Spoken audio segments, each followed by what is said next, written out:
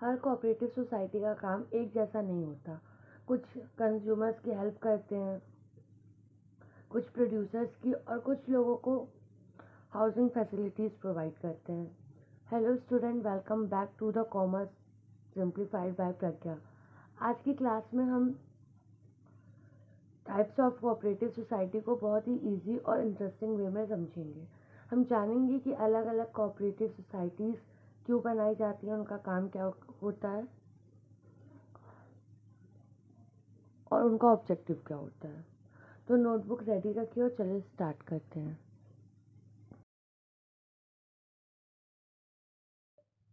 सबसे पहले हम समझते हैं कंज्यूमर्स कोऑपरेटिव सोसाइटी। तो कंज्यूमर कोऑपरेटिव सोसाइटी उन कंज्यूमर्स के लिए बनाई जाती है जो ब्रोकर्स और ट्रेडर के एक्सप्लॉयटेशन से छुटकारा पाना चाहते हैं। उनका ऑब्जेक्टिव होता है मिडिल मैन को हटा देना, और जो भी सब गुड्स का सप्लाई हो रहा है वो इंश्योर करते हैं कि कांस्टेंट हो, मतलब कहीं ऐसा ना हो कि किसी को रिक्वायरमेंट हो और चीज़ें पहुंच ना पा रही हो। तीसरा उनका ये रहता है कि हाई क्वालिटीज़ के जो गुड्स होते हैं उनको रिजनेबल प्राइस में वो अवेलेबल करवाते हैं। उनका मेन बेसिक फंक्शन जो होता है वो गुड्स को बल्क में परचेज कर लेते हैं प्रोड्यूसर्स और होलसेलर से, और फिर उसको रिजनेबल प्राइस में कंज्यूमर कोऑपरेटिव सोसाइटीज़ के में आकर मेंबर्स को बांटते हैं। और उनके अदर्स फीचर्स में रहता है नॉन मेंबर्स भी उनके यहाँ से गुड्स बाय कर सकते हैं, और मेंबर्स को प्रियोरिटी दी जाती है in case of shortage of goods. अगर गुड्स का शॉर्टेज होने लगता है तो उन मेंबर्स को प्रियोरिटी दी जाती है जिसके पार्ट्स होते हैं। उसके बाद मेंबर्स कुछ स्पेसिफिक मेंबर्स को कभी कभी मतलब स्पेशल डिस्काउंट भी दिया जाता है, और मेंबर्स को जो है बोनस और प्रॉफिट में शेयर भी दिया जाता है अकॉर्डिंग टू देयर प्रोपोर्शन, कि मतलब क्या परचेज कर रहे हैं वो और कितना इन्वेस्टमेंट उन्होंने किया है उसके अकॉर्डिंग उनको बोनस और प्रॉफिट में शेयर भी दिया जाता है।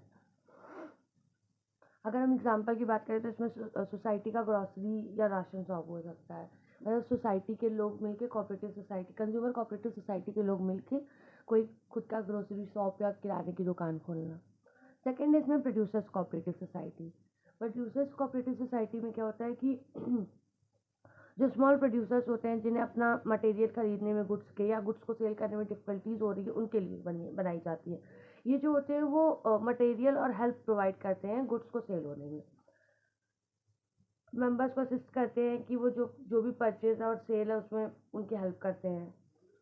इनका अगर हम अदर फीचर्स की बात करें तो ये जो होता है बर्डन से रिलीव करने के लिए प्रोड्यूसर्स को वो प्रोडक्शन एक्टिविटीज़ पे ज़्यादा कंसंट्रेट करते हैं।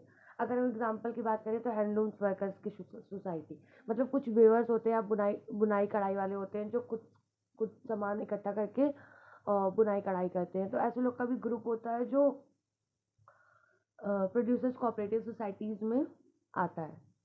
इनका मतलब बेसिक मेन काम यही रहता है कि ये जो है वो प्रोडक्शन और सेलिंग में हेल्प करते हैं प्रोड्यूसर्स की। अगर हम थर्ड वन की बात करें कोऑपरेटिव मार्केटिंग सोसाइटी, तो इसमें जो होता है स्मॉल प्रोड्यूसर्स या जो भी आर्टिशियंस होते हैं उनको अगर अपने गुड्स को सेल करने में, प्रोडक्ट को सेल करने में और सिंगल हैंडली प्रॉफिट कमाने में इशू होता है तो ये उनके लिए होता है। ये क्या करते हैं कि मार्केट प्रोवाइड करते हैं मेंबर्स को जिससे वो अपने गुड्स को सेल कर पाए, और एक्सप्लॉयटेशन से बचाते हैं मिडिल मैन के मेंबर्स को। इनका काम होता है कि ये गुड्स को कलेक्ट करते हैं मेंबर से, फिर उसी गुड्स को सेल कर देते हैं रिजनेबल प्राइस से, और ये देखते हैं कि मतलब ट्रेड डील्स के बीच में मल प्रैक्टिसेस वगैरह को ध्यान रखते हैं कि मतलब फ्रॉड वगैरह तो नहीं हो रहा है, कहीं कुछ फॉल्स चीज़ें तो नहीं हो रही हैं।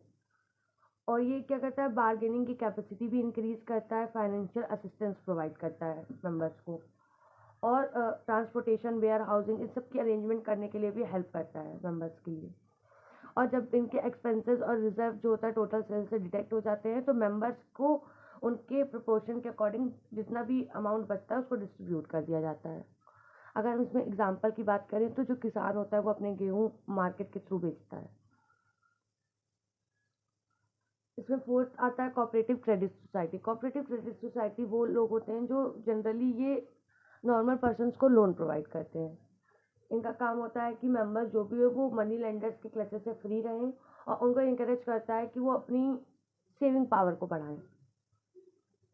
ये डिपॉजिट एक्सेप्ट करता है और लोन प्रोवाइड करता है मेंबर्स को at a reasonable rate of interest, मतलब ईजी टर्म पे और ईजी रेट ऑफ इंटरेस्ट पे, मतलब कम रेट ऑफ इंटरेस्ट पे मेंबर्स को ये लोन प्रोवाइड करता है।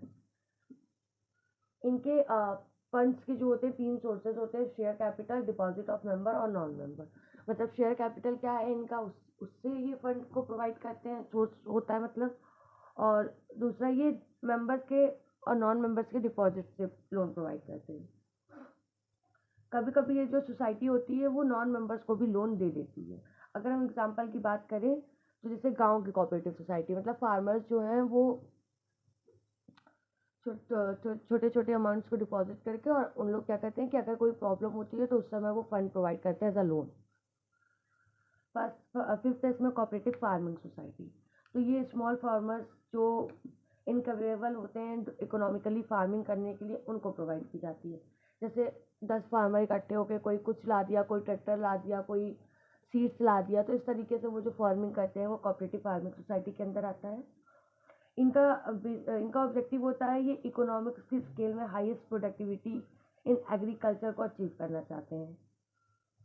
मतलब एग्रीकल्चर में इनकी प्रोडक्टिविटी हाईएस्ट हो और इकोनॉमिक स्केल जो भी है इनकी उसको अचीव करना चाहते हैं। ये कोऑपरेटिव फार्मिंग को इंकरेज करते हैं, मॉडर्न एग्रीकल्चर प्रोवाइड करते हैं, इक्विपमेंट वगैरह, और हाई क्वालिटी के सीड्स और फर्टिलाइजर्स वगैरह इनका फंक्शंस होता है प्रोवाइड करना। अगर हम इनके अदर फीचर्स की बात करें तो जो सोसाइटीज़ होती है वो सिग्निफिकेंट रोल प्रोवाइड करती है मेंबर को स्मॉल स्केल फार्मिंग के ड्रॉबैक से छुटकारा पाने के लिए। 6 होता है कोऑपरेटिव हाउसिंग सोसाइटी। ये वो सोसाइटी होती है जो हाउस प्रोवाइड करती है, मतलब प्लॉट वगैरह मेंबर्स को। अगर हम इनके उसकी क्रिएटर्स की बात करें तो जनरल पर्सन जो रेजिडेंशियल हाउस चाहता है उसके लिए बनाई जाती है, और ये जो है हाउसेस और प्लॉट को प्रोवाइड करते हैं मेंबर्स को। मतलब ये ज़मीन वगैरह खरीदते हैं और मेंबर्स को अलाउ करते हैं कंस्ट्रक्शन करने के लिए, और उसके बाद उनको प्लॉट्स वगैरह को अलॉट करते हैं। इनके अगर अदर फीचर्स की बात करें तो ये सोसाइटीज़ जो होती हैं वो बिग सिटीज़ वगैरह में इस्टेब्लिश की जाती हैं, जिससे उनको कंसेशनल रेट्स पे लैंड अवेलेबल हो जाए। और ये society generally modern facility in the houses और ever grant loan at a later rate of interest provide करती है।